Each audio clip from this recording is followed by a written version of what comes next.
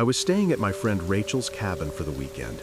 She and her family had gone to Asheville, North Carolina for a short vacation, and she'd asked me to watch her cat, Misty. Misty was a small gray cat who hated thunderstorms, and that weekend the forecast predicted a big one. Still, I didn't mind. Rachel's place sat at the edge of a dense forest, about 20 minutes from town. It always felt peaceful, quiet, secluded, and surrounded by pine trees. It started raining the day before Rachel left, and by Saturday morning, thunder was rumbling across the hills. I'd already spent one night there without any issues. Misty was calm enough, curled up beside the fireplace, and the sound of rain on the roof made everything feel cozy. Around noon, the home phone rang. I thought it might be Rachel checking in, so I went to answer it. The screen said, "Unknown number." I hesitated, then let it go to voicemail. A few seconds later, the answering machine clicked on. A man's voice, low and almost whispering, spoke a single word. "Rachel?" Then silence. He hung up after that. It made me uneasy, but I figured it could have been a wrong number, or maybe someone from her work trying to reach her. I texted Rachel just to let her know someone had called the house. She didn't reply though, and I assumed she was busy. A couple of hours passed. The rain got heavier, wind pushing against the windows.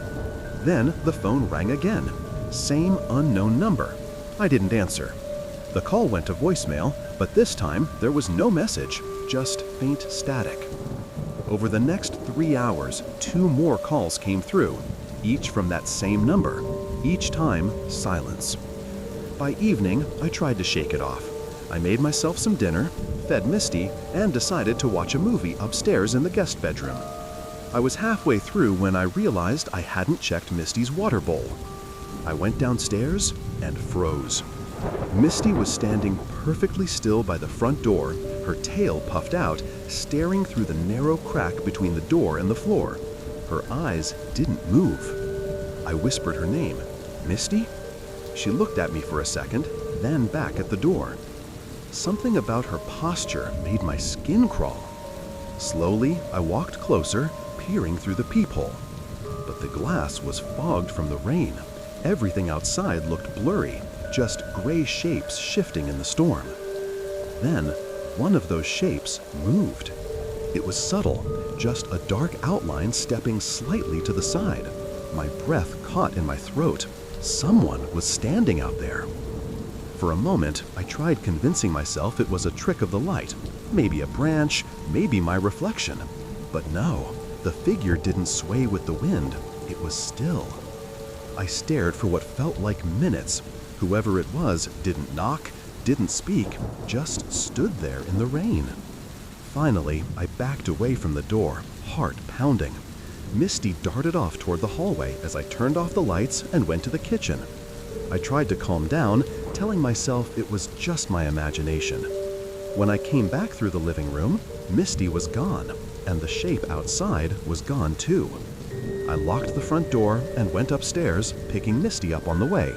She stayed close to me, curling up on the bed as I restarted the movie.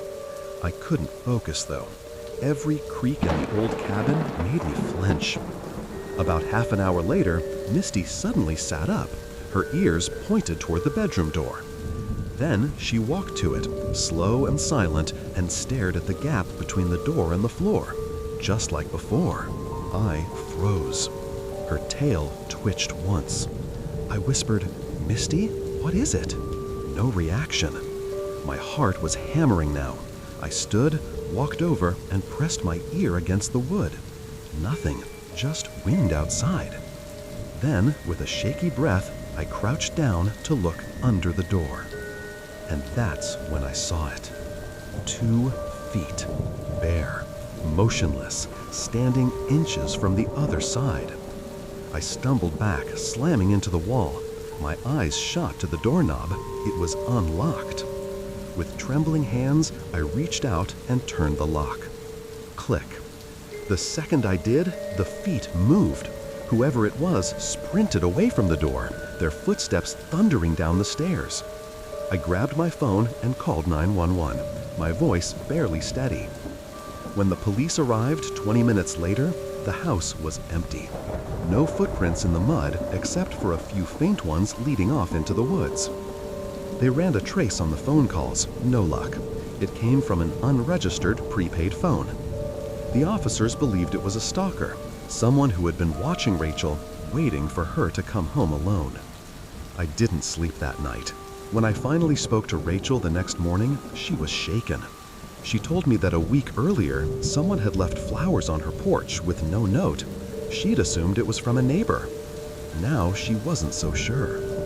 To this day, they never found out who was calling or who stood outside that bedroom door.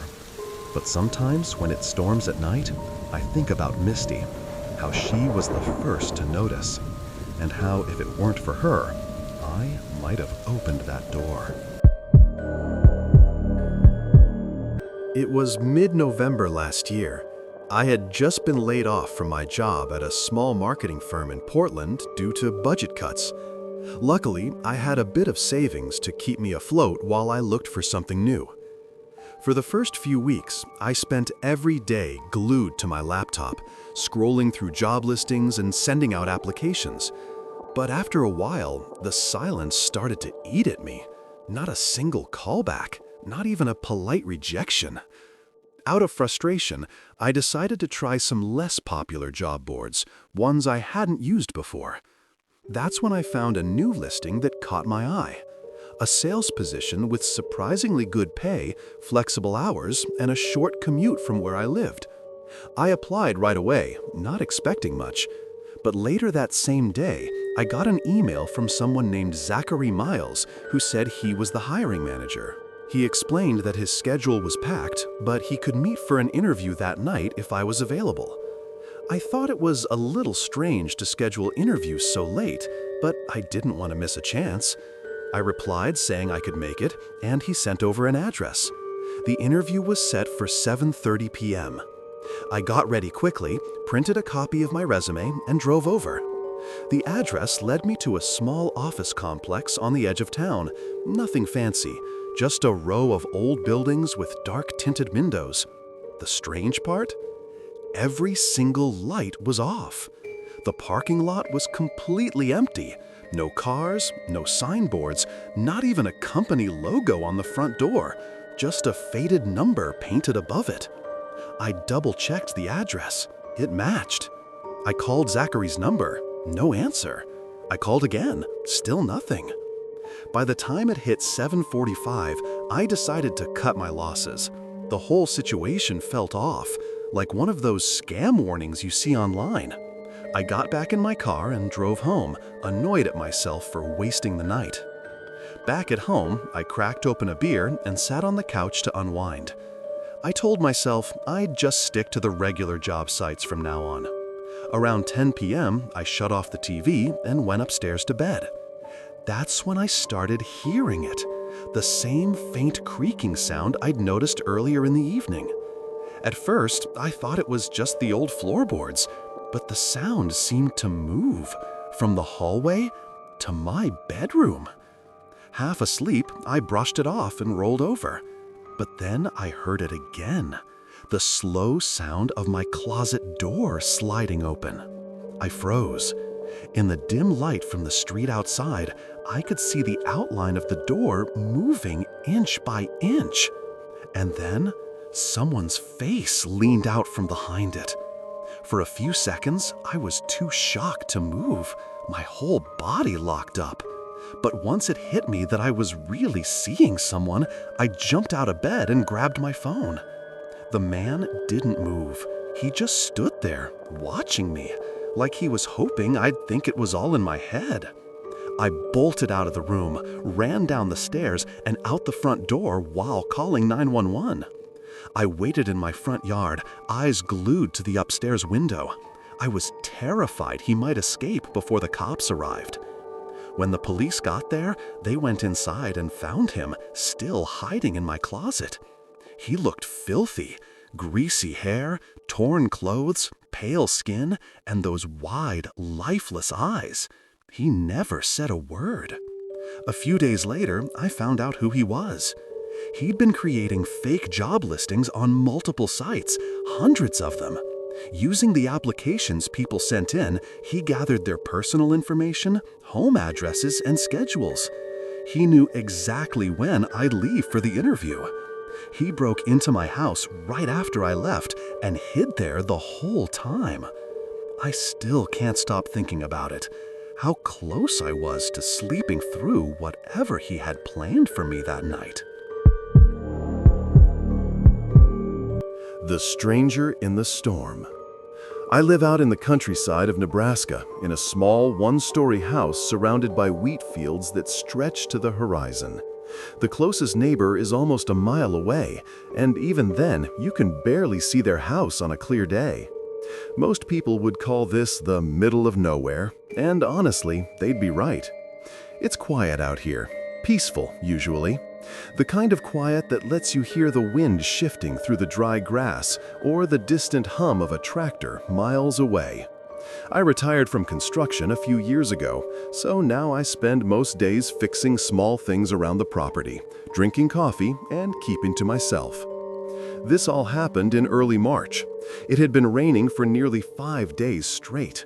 Heavy, gray skies, soggy ground, and that cold kind of damp that seeps through everything. I was sitting by my living room window watching the rain when I noticed something strange. A pickup truck coming slowly down the old dirt road toward my property. Now that road only leads to my house and nowhere else. I rarely get visitors. The mailman doesn't even drive up here. He leaves my stuff in a box by the main road. So seeing headlights bouncing through the puddles immediately caught my attention. The truck stopped right at the edge of my yard. It was an old red Ford, maybe from the early 2000s. The engine stayed running for a bit, then shut off. I waited, expecting someone to get out, but no one did. The rain kept hammering on the windshield, but I could make out a dark silhouette sitting in the driver's seat.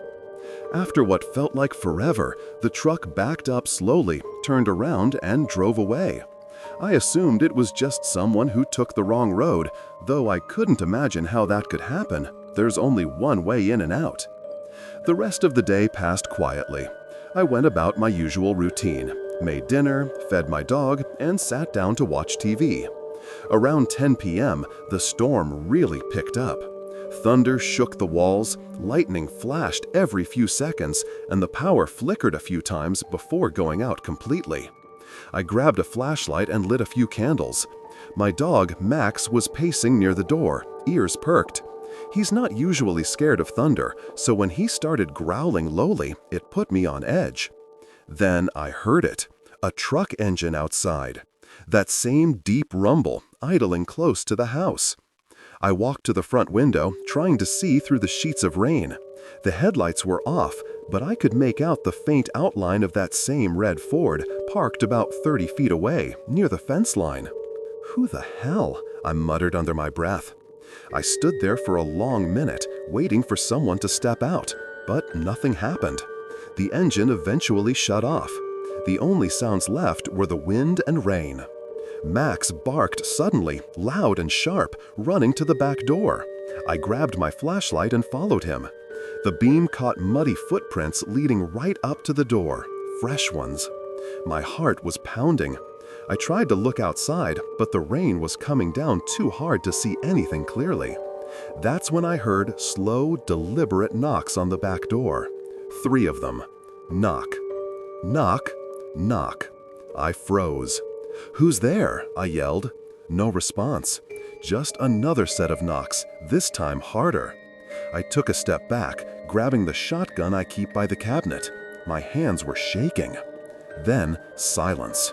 Not even rain for a moment, just that unnatural stillness that makes your skin crawl. I waited, barely breathing, then peeked through the small kitchen window. The footprints were gone. No one was there.